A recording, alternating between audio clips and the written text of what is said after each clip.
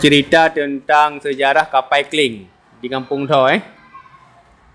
Apa benar ada kapal Kling situ, kapal? Menurut orang, Baik, bahasa Aceh tu. menurut orang zaman-zaman No, menyamun. yang tinggal di Dor cerita, zamannya laut diijak kapal dari Kling, zaman Kling, Kling India. dari India. Itu pernah ngok kapal ini.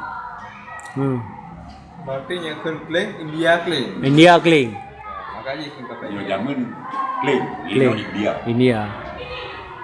Maka zaman nyan dia ke belang, Lautnya je ke belang, tepi laut. dia ke belang, kan? Ino karena daerah Tamaju, buku belang, ido lewe, apa rumah. Karena Langgampung diwajibkan harus ada dusun, diberilah nama di bulanan dusun kapal Kling. Oh, inonan dengan Nan dusun dusun. kapal Kling. Dalam kampung kena dusun, Nah dusun. yang kepala dusun. Nah kepala dusun. Jadi nak kampung dengan nak dusun petok Hmm. kapal Kling, jiran adik, menasa nimbo, menasa alu,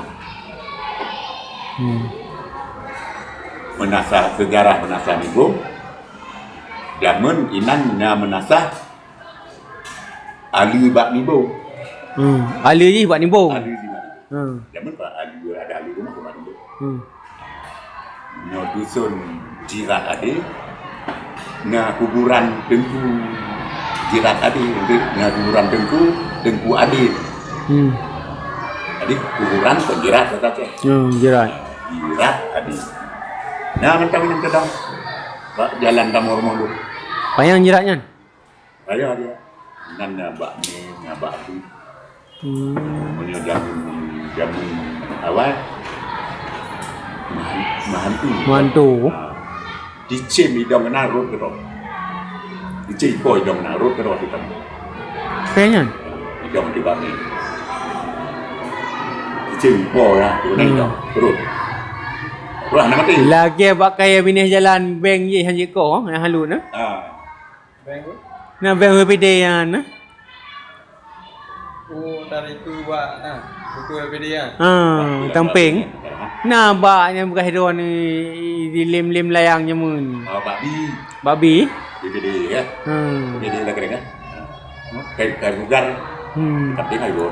Dia koleh. Mana tanda dah. Kali kutuh hang bang. Dan numpang lah. Mana BPD lah numpang. Bang kasusnya?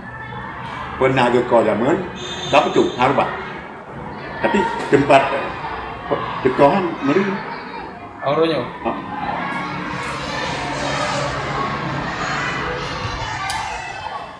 Nah, sekian asal mula sejarah Kampung Kling.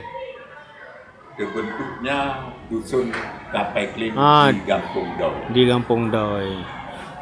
Sumber berita Pak Jubir, KTU SMP 6 lah.